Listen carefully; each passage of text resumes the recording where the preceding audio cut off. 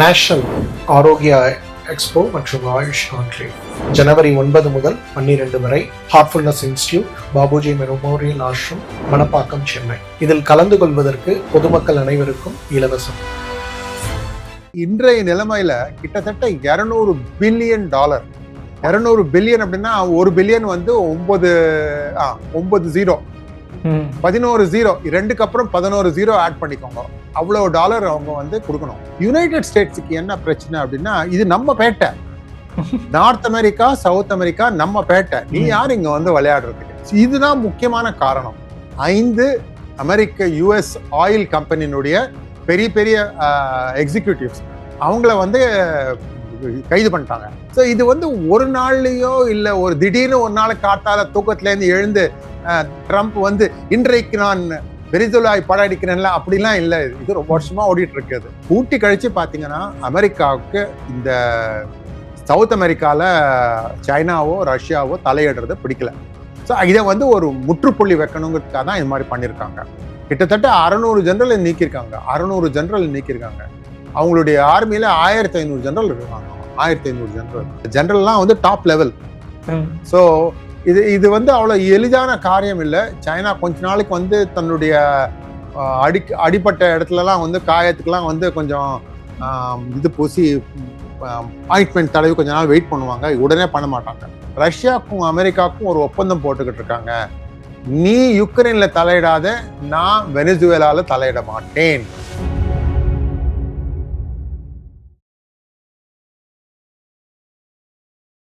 இளைய பாரத நேயர்களுக்கு வணக்கம். இன்னைக்கு நம்ம நேர்காணல நம்ம சிறப்பு விருந்தினர் பி குருஸின் நிறுவன தலைவரான நம்ம ஸ்ரீ ஐயர்கள் தான். அதாவது அமெரிக்கால இருந்து நம்மளுக்கு பல நியூஸ்களை கொண்டு வந்து சேர்க்கறதுக்காக நம்ம சேனலோட இணைஞ்சிருக்காரு. சார் வணக்கம் சார். வணக்கம், வந்தனம், நமஸ்காரம். எப்படி இருக்கீங்க? நல்லா இருக்கும் சார். நீங்க எப்படி இருக்கீங்க? நான் நல்லா இருக்கு. சொல்லுங்க சார். ஆக்சுவலா இப்போ வெனிசுலா மேல வந்து போர் தொடுக்கிற அளவுக்கு ரெடி ஆகி பிரசிடென்ட்டையே தூக்கிட்டு போயிருக்காங்க. அது மட்டும் இல்லாம இப்ப வந்து அவர் கோர்ட்ல ப்ரொடியூஸ் பண்ணி நான் வந்து குற்றவாளி இல்லையா அந்த மாதிரி விஷயங்கள்லாம் வெனிசுலாவோட பிரசிடென்ட் அமெரிக்கால போய் ஆன்சர் பண்ணிக்கிட்டு இருக்கிற அளவுக்கு நிலைமை மாறிடுச்சு. ஸோ இந்த ப்ராப்ளம் எங்க தான் சார் ஸ்டார்ட் ஆச்சு அமெரிக்காவுக்கும் வெனிசுலாவுக்கும்? வெனிசுலா கிட்ட உலகத்திலேயே அதிக அளவுக்கு எண்ணெய் இருக்கு, கச்சா எண்ணெய் இருக்கு. இந்த கச்சா எண்ணெய் அவங்க கிட்ட இருக்கு அப்படின்னு கண்டுபிடிச்சு கொடுத்தது யாரு? அமெரிக்க கம்பெனிகள். அமெரிக்க கம்பெனிகள் வந்து முதலீடு போட்டு இவருக்கு வந்து இவ்வளவு கச்சா எண்ணெய் இருக்கு, இது வந்து ஒரு 50-60 வருஷமா நடந்துட்டு இருக்கு அப்படின்னு வந்து நிர்ணயிச்சு கொடுத்தாங்க. இவங்க என்ன பண்ணாங்க, 2007 என்ன இந்த எண்ணெய் உற்பத்தி செய்யற கம்பெனி எல்லாம் இருந்தது இல்லையா, அமெரிக்கால இருந்து வந்தது, அந்த கம்பெனி எல்லாம் வந்து நேஷனலைஸ் பண்ணாங்க. அதாவது பொது உடைமை ஆக்கி விட்டார்கள். ஸோ அதுக்கு முன்னாடி இருந்த அக்ரிமெண்ட்லாம் நிறைய இருந்தது. இது மாதிரி நீங்க இவ்வளவு பணம் கொடுக்கணும், நாங்க வந்து உங்களுக்கு வெட்டி கொடுத்ததுக்கு, இதுக்கு அதுக்கு எல்லாத்துக்கும் அப்படின்னு. இது எல்லாத்துக்கும் வந்து நாமம் போட்டாங்க, முடியாது அப்படின்ட்டு. ஸோ இப்படி போக போக பெருக பெருக இன்றைய நிலைமையில கிட்டத்தட்ட $200 பில்லியன். 200 பில்லியன் அப்படின்னா 1 பில்லியன் வந்து 9 ஜீரோ, 11 ஜீரோ, 2க்கு அப்புறம் 11 ஜீரோ ஆட் பண்ணிக்கோங்க. அவ்வளவு டாலர் அவங்க வந்து கொடுக்கணும். இது வந்து ஒரு நாட்டுக்குன்னு சொல்ல முடியாது, நிறைய கம்பெனிஸ் கொடுக்கணும்.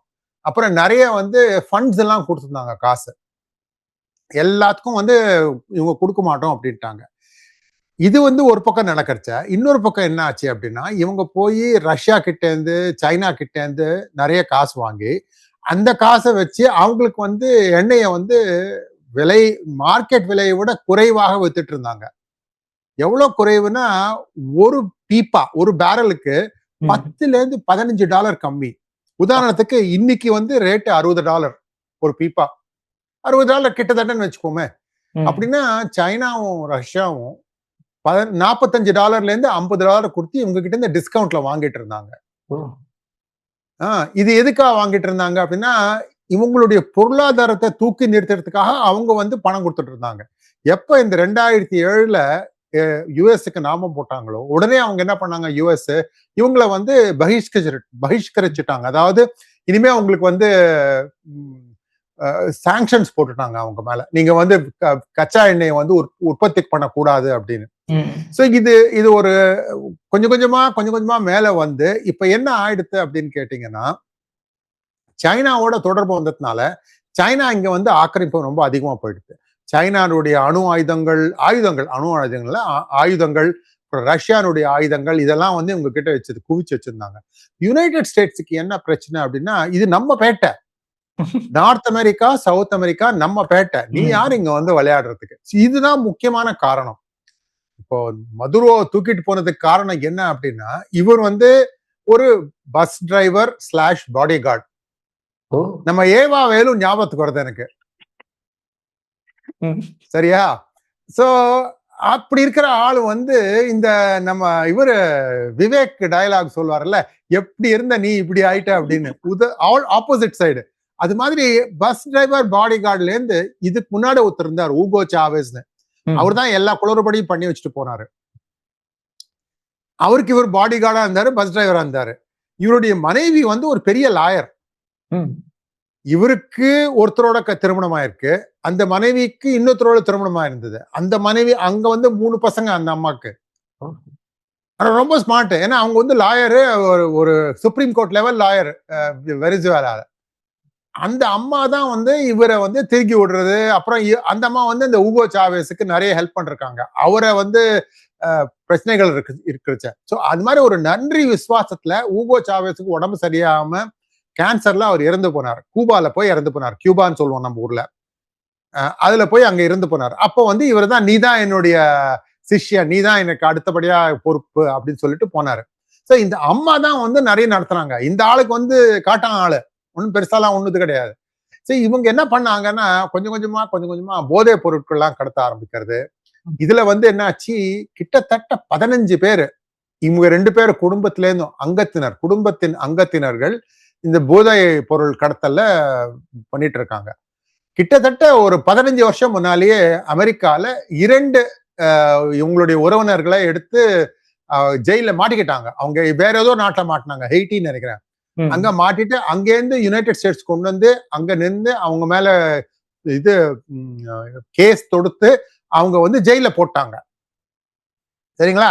இந்த 2 உறவினர்கள் வந்து ஜெயில உட்காந்துருக்காங்க. பைடன் அரசாங்கம் என்ன பண்ணிச்சுன்னா, அந்த 2 பேரை விடுவிச்சுடுத்து. எதுக்கு விடுவிச்சதுன்னா, இதுக்கு பதில் மாறா இவங்க என்ன பண்ணாங்க, வெனிசுவேலால மதுரோ 5 அமெரிக்க US ஆயில் கம்பெனியினுடைய பெரிய பெரிய எக்ஸிக்யூட்டிவ்ஸ் அவங்கள வந்து கைது பண்ணிட்டாங்க. சரி, அந்த 5 பேருக்கு இந்த 2 உறவினரை கொடுக்குறோம் அப்படின்னு ஆச்சு. சோ இது வந்து ஒரு நாள்லயோ இல்ல ஒரு திடீர்னு ஒரு நாள் காத்தால தூக்கத்துல இருந்து எழுந்து ட்ரம்ப் வந்து இன்றைக்கு நான் வெனிசுவேலாவை படையெடுக்கிறேன்ல அப்படிலாம் இல்ல. இது ரொம்ப வருஷமா ஓடிட்டு இருக்குது.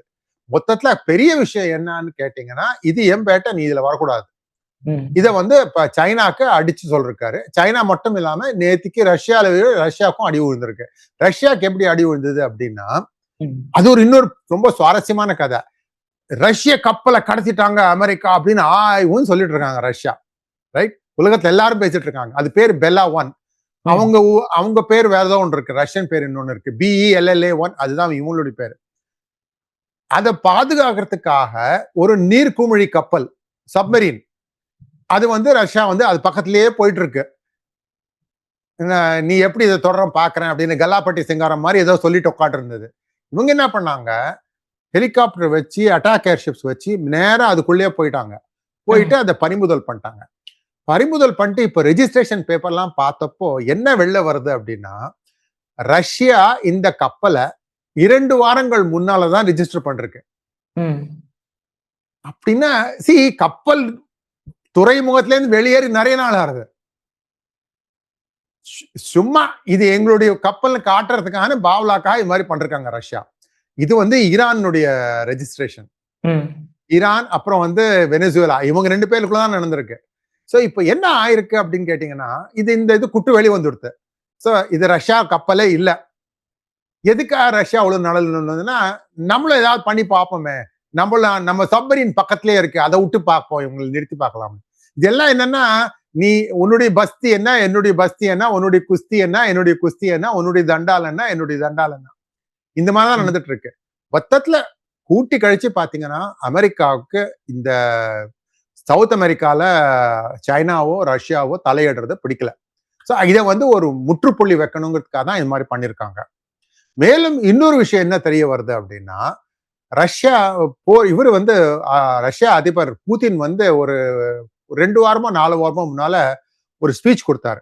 அந்த ஸ்பீச்ல அவர் என்ன சொன்னாருன்னா, சில ஏவுகணைகள், அதாவது பலிஸ்டிக் மிசைல்னு சொல்லுவோம் நம்ம இங்கிலீஷ்ல, சில ஏவுகணைகளை நாங்க வந்து வெனிசுவேலால இறக்க போறோம் அப்படின்னு.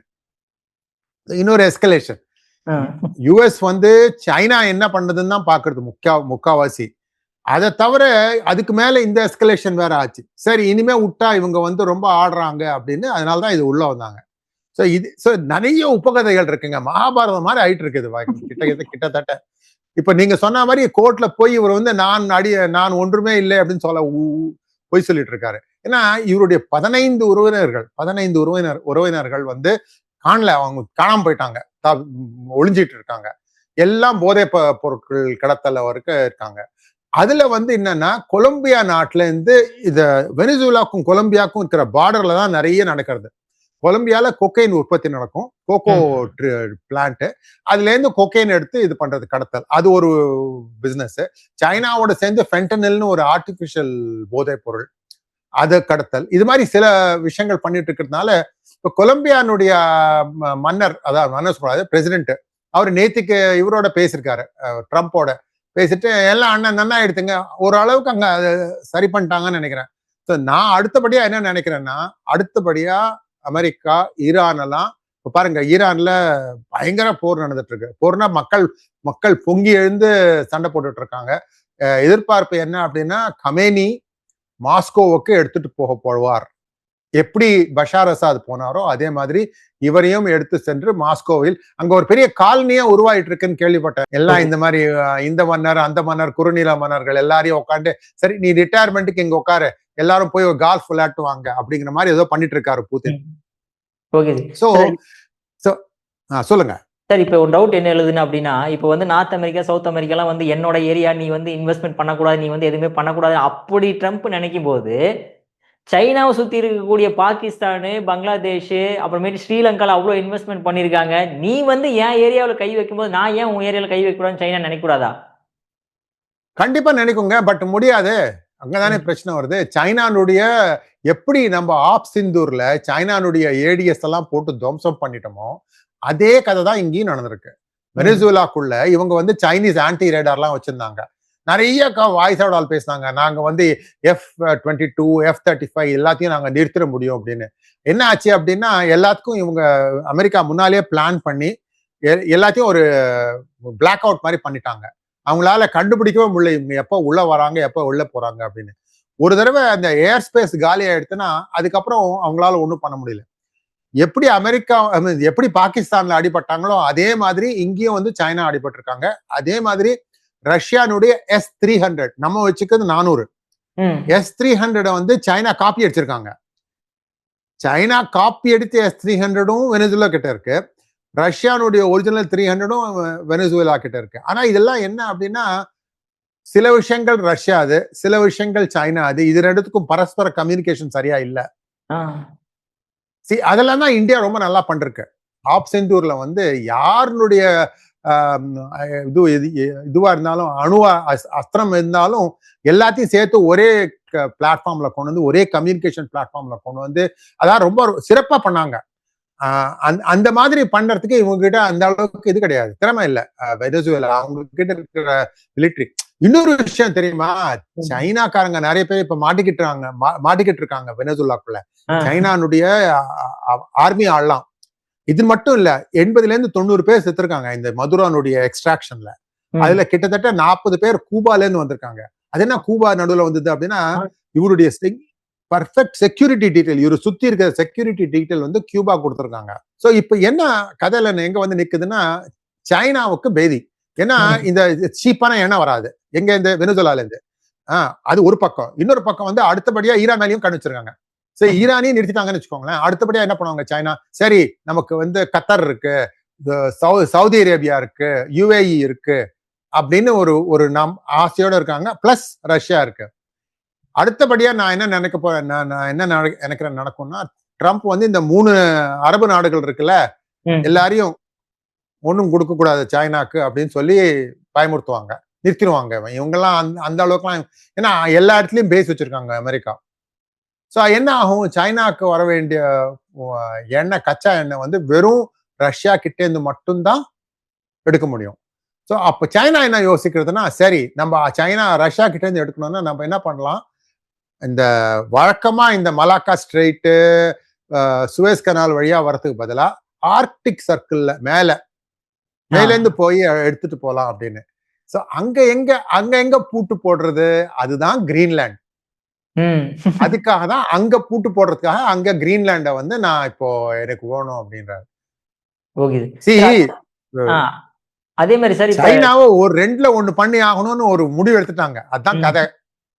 Okay sir. சைனா டார்கெட்டா இருந்தாலுமே சார் இந்த சைடு பார்த்தோம்னா இப்போ வந்து நாங்க வந்து வெனிசுலாவை தூக்கிட்டோம், அடுத்து பாத்தீங்க அப்படின்னா கியூபா, மெக்சிகோ, கொலம்பியா தான் எங்களோட டார்கெட் அப்படின்னு. இப்ப என்ன ஒரு டார்கெட் வச்சு தூக்குற அளவுக்கு அங்கெல்லாம் என்ன சார் ப்ராப்ளம் நடந்துகிட்டு இருக்கு ட்ரம்ப்புக்கு? என்ன ஆச்சு அப்படின்னா, இப்போ கூபானுடைய பணம் எல்லாம் வந்து இங்க தான் எடுத்து கொடுத்துட்டு இருந்தாங்க, வெனிசுவேலா தான் எடுத்து கொடுத்துட்டு இருந்தது.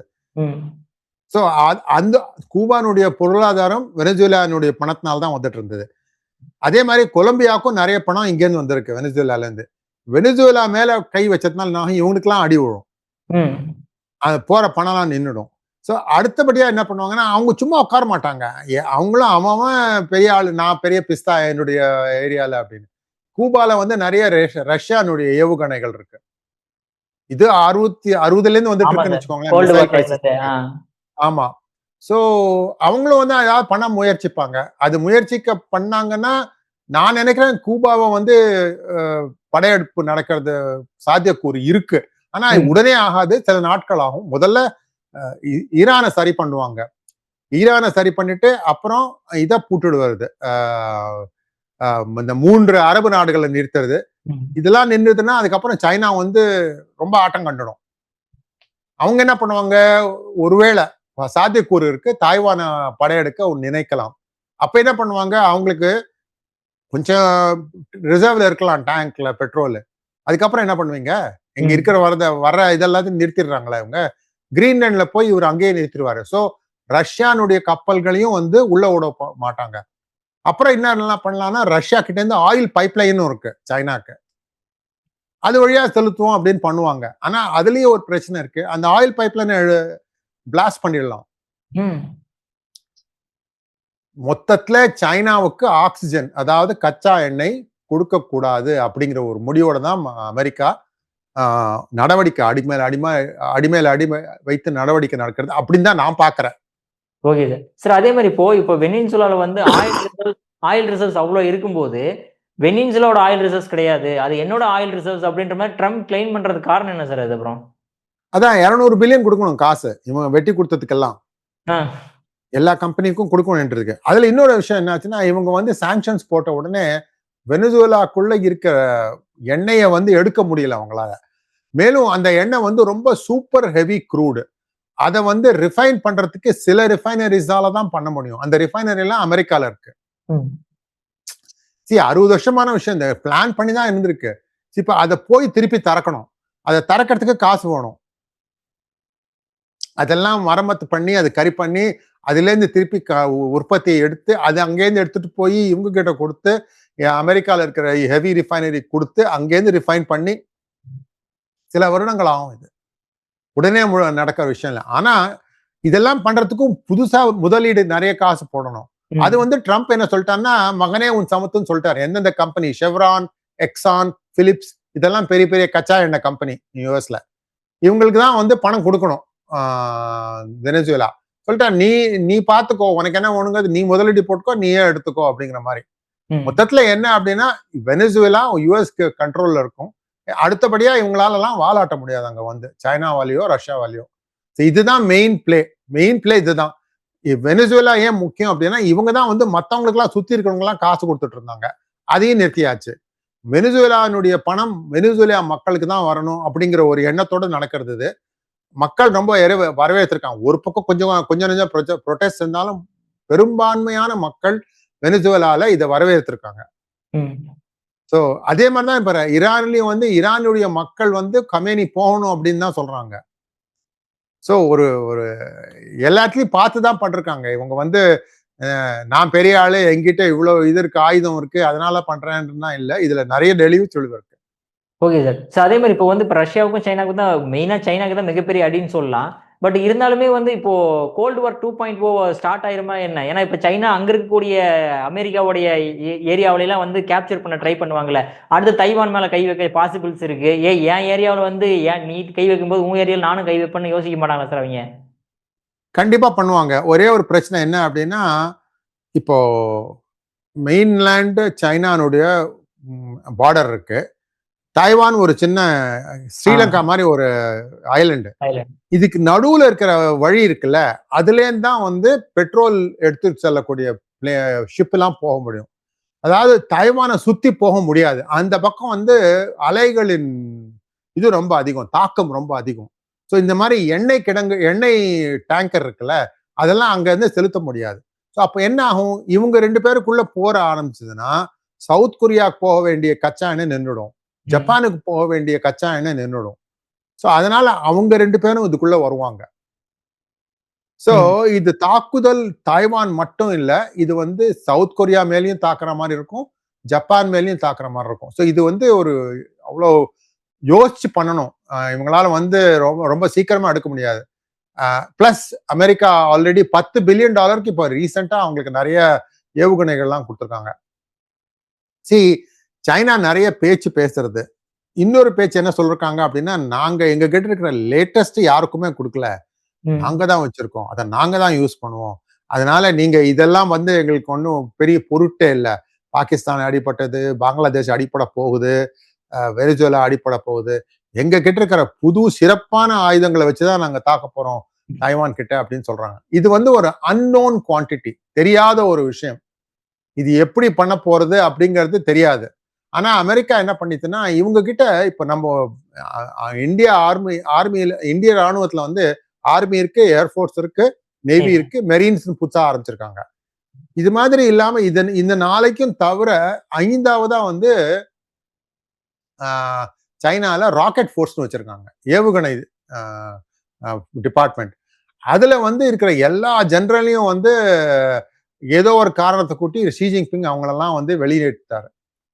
கிட்டத்தட்ட 600 general நீக்கியிருக்காங்க. 600 general நீக்கியிருக்காங்க.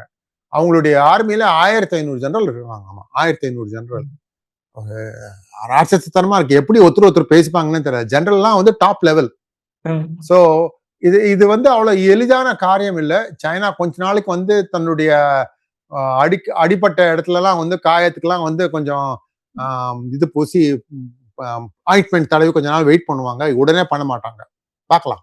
Okay sir. Sir அதே மாதிரி ஒரே ஒரு கொஸ்டின் சார். இப்ப நார்த் கொரியாவோட கிம் ஜாங் உன் வந்து நீங்க மாதுராவையும் அவங்க ஒய்ஃபையும் நீங்க ரிலீஸ் பண்ணல அப்படின்னா வேர்ல்டு வார் 3 வந்துடும் அப்படின்ற மாதிரி ஒரு அச்சுறுத்தல் கொடுக்குறாரு சார். என்ன யூஸ் இதனால?